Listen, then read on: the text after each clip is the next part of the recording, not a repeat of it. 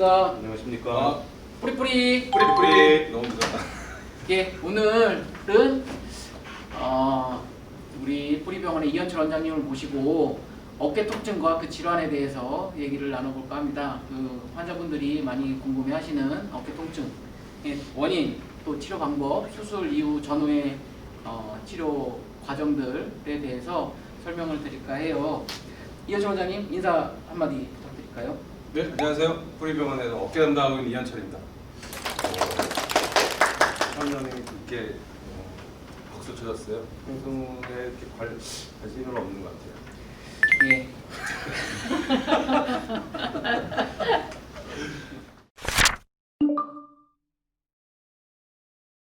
어깨 통증을 일으키는 원인은 저는 크게 세 가지로 보고 있어요. 첫 번째는 오시경 같은 그 어깨 자체 문제, 두 번째는 어깨 주변부 근육에 뭉치는 근막 통증 증후군, 마지막으로 세 번째가 목 디스크인데요.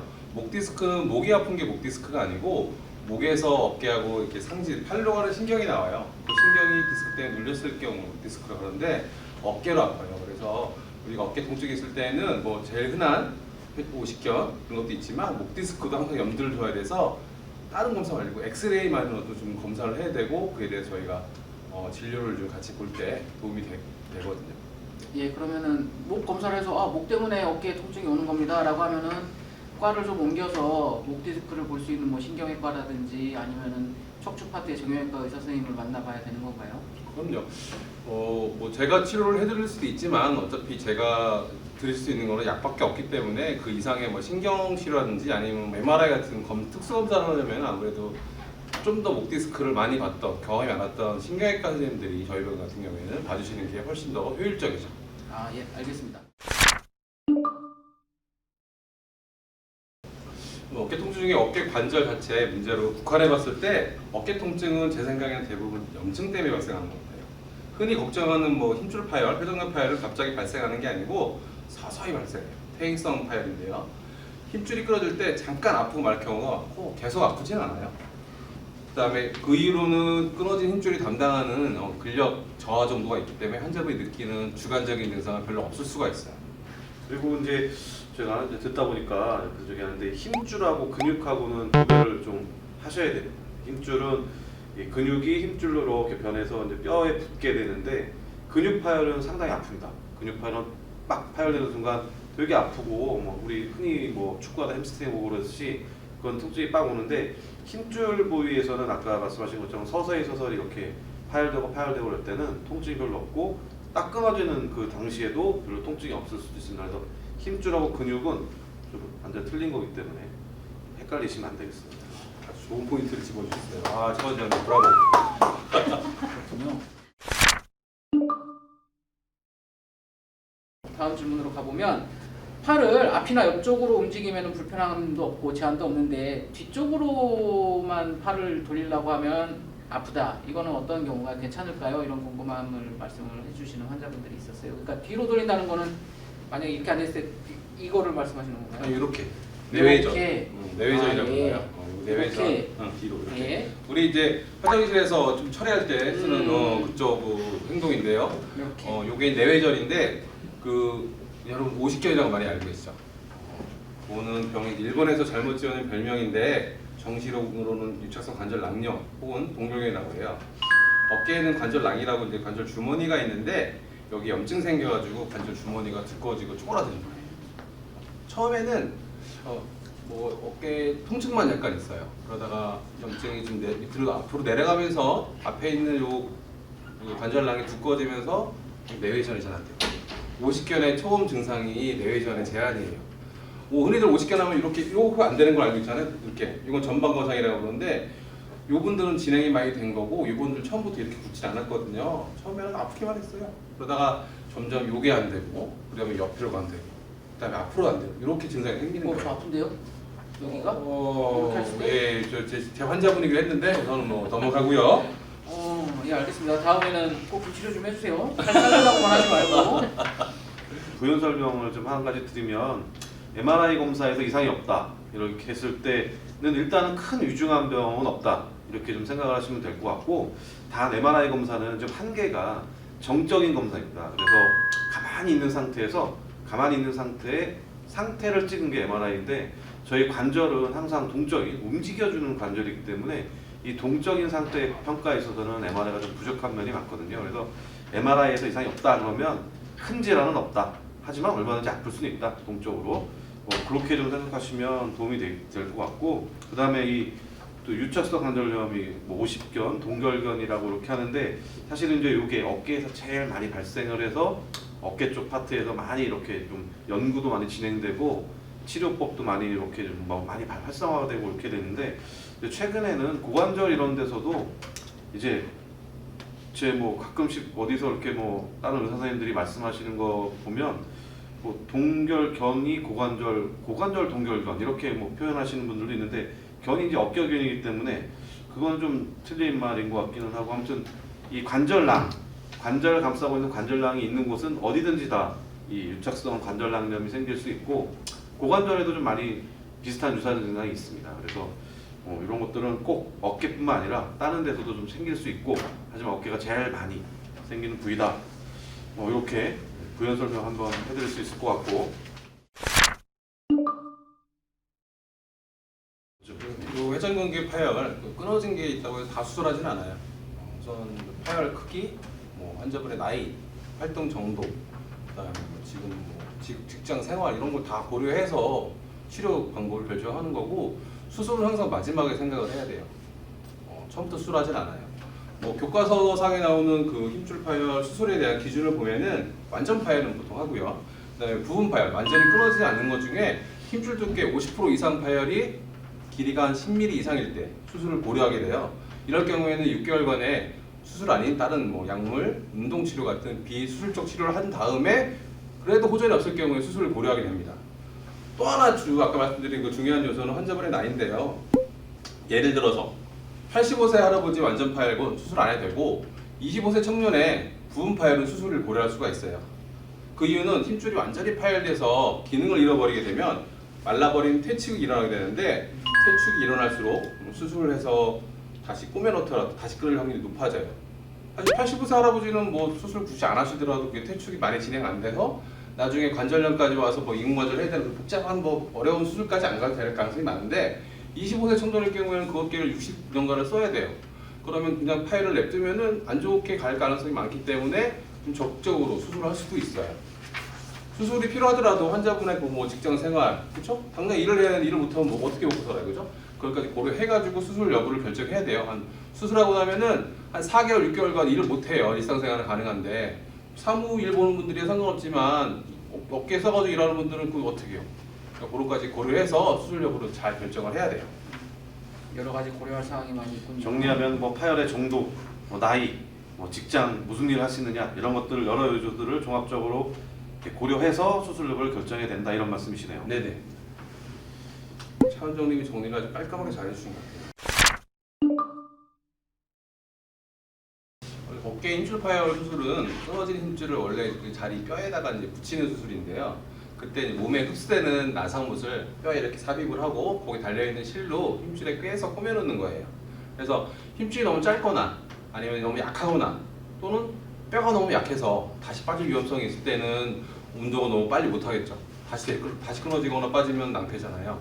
그래서 제가 수술할 때 어떤 여러 가지 요소를 종합적으로 해서 보통 한 2주 후에 별 문제 없어 2주에 시작하든지, 아니면 뼈가 너무 약하거나 힘줄이 약하면은 또 다시 끊을 위험이 있기 때문에 4주 있다가 천천히 시작하든지, 아주 드물지만 8주 있다가 시작하든지 이런 차이를 두게 돼요. 그것 때문에 그런 차이가 있고, 또 운동을 너무 안 하면은 나중에 어깨가 50개처럼 굳어서 고생하게 되거든요. 적당한 시기에 재활 운동하는 시점을 제가 선택을 하고 시행을 하게 됩니다. 예, 그런 거는 이제 모든 거를 어깨 관절을 직접 들여다보시고 직접 수술하신 선생님께서 적절한 타이밍을 고려를 해서 결정을 하시는 거라고 보입니다. 너무 환자분들 걱정 마시고 잘 의사 선생님의 권유에 따라서 따라오시면 될 것 같아요. 어깨 수술한 다음에 이제 수술한 쪽은 보조기를 착용하라고 이렇게 말씀을 들었는데, 보조기 착용을 하게 되면 전혀 팔을 움직이면 안 되는지, 그리고 또 얼마나 또 그런 보조기를 또 착용을 해야 하는지, 그 다음에 또 뭐 잘 때도 늘 차고 다녀야 되는지, 좀 씻을 때 좀 가끔씩 뭐 벗어도 되는지, 이런 보조기 착용에 대해서도 되게 궁금하신 것들이 좀 많은 것 같아요. 그래서 여러 가지 지금 이런 궁금하신 것들이 있는데 이거에 대해서는 어떻게 해야 되는지 한번 설명 좀 부탁드리겠습니다. 네, 힘줄 파열 그 공업하고 차는 보조기를 이제 많이 보셨을 거예요. 베개처럼 뭐 이렇게 달아가지고 이렇게 달아가는 거 외전 보조기라고 외전 이렇게 벌리는. 우리가 힘줄을 그 자리에 붙여놨기 때문에 이렇게 내려가면은 아무래도 꼬매놓은 자리에 힘이 걸리기 때문에 위험할 수가 있어서 이렇게 벌리는 상태에서 유지하는 보조기를 저희가 착용하게 되는데 뭐 힘줄이나 뼈가 약하지 않으면 보통 착용 기간은 6주 정도 잡아요. 근데 만약에 힘줄이나 뼈가 약하면 8주 더 이상도 있겠지만 그렇게 좀 길게 하시긴 하는데 뭐 침대에서 가만히 앉아 있거나 집안에 가만히 있을 경우에는 뭐 풀어도 되죠. 근데 팔꿈치를 너무 그리고 이렇게 구부리고 있으면 신경 마비도 오고 뭐 불편해요. 그래서 약간 편하게 해주셔도 되고요. 밖에 걸어 다닐 때, 특히 밖에 있을 때, 돌아다닐 때는 하시는 게 좋은데 왜냐면 그건 나도 좀 내가 조심할 수도 있고 또 다른 분들도 나를 보고서 조심해 줄 수 있기 때문에 그런 의미가 있어요. 그 다음에 보조기 착용 중이라고 해도 본인 뭐 식사하시거나 위생활동, 뭐 씻거나 이런 걸 때는 하셔야죠. 그럴 때는 조심스럽게 하셔도 되고요. 특히 이제 저는 양치질 같은 경우는 너무 어깨를 많이 힘줘서 쓰기 때문에 전동 칫솔 쓰시는 걸 좀 권유드려요. 그다음에 또 간혹 가다가 운전 가능하냐고 물어본 분들이 있어요. 이런 경우는 가능한데 운전하다가 또 접촉사고 나고 그러면 확 쓸 수 있잖아요. 그때 위험해질 수 있어요. 그래서 제가 뭐 도시락 싸 뭐 감시할 수도 없고 환자분들이 알아 조심을 하셔야 돼요. 양치질 자체가 어깨에 굉장히 많은 힘이 가는 움직임인가 봐요. 많이 전혀 네. 저는 이렇게 회진 돌다 보면 이제 연철 원장님 환자분들 중에서 이게 칫솔을 가운데 대고 머리를 숙여서 이렇게 머리를 숙이시는 분들도 이렇게 본 적이 있는데 이거 오바다 이건 이건 오바다. 전동 칫솔이 좀 도움이 많이 되겠다는 생각은 좀 그렇군요. 칫솔을 앞에서 그냥 머리를 움직인다고. 진짜로 진짜로? 봤어요? 봤어요. 보셨답니다, 차원장님께서. 예, 그래요. 알겠습니다. 제보 부탁드려요. 지금 이제 퇴원하셔서 안 계시고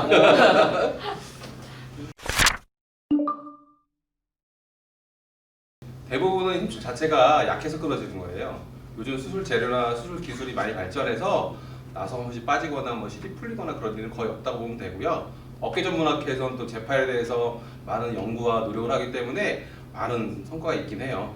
수현절에 비해서 그 다시 끊어지는 확률은 많이 줄긴 했지만 그래도 있죠. 있더라도 뭐 누구 탓하겠어요. 환자분이 잘못 썼다? 의사가 잘못했다? 그렇게 탓하기 전에 앞으로 어떻게 관리할지가 더 중요한 것 같아요. 끊어진 거는 뭐 어떤 원인에서든 끊어졌으니까 그걸 누굴 탓하거나 싸워봤자 서로에게 도움될 건 없어요. 그래서 제 생각에는 앞으로 어떻게 관리하는지 뭐 나이가 연세가 많고 뭐 더 수술해서 다시 끊어질 확률이 많다. 그러면 우선은 본인 거 쓰시고 최대한 본인 거 써보는 거죠. 근데 나이가 젊고 힘줄이 다시 꾸며서 다시 잘 뭐 유지될 것 같다. 그러면 재수를 할 수도 있는 거고요. 근데 재수를 항상 할 때는 그런 염두에 두고 무조건 하는 거 아니에요. 너무 70대 환자분을 재수를 해서 고생만 하면 안 되잖아요. 그분들은 본인 거 좀 쓰시다가 정 안 되면 나중에 인관절이라는 방법도 있으니까 그런 거 되고 비교적 젊으면은 좀 빨리빨리 쓰셔야 할 분들은 좀 그렇게 다시 재수를 할 수도 있는 거죠. 그렇게 어떤 미래지향적으로 치료를 해야죠.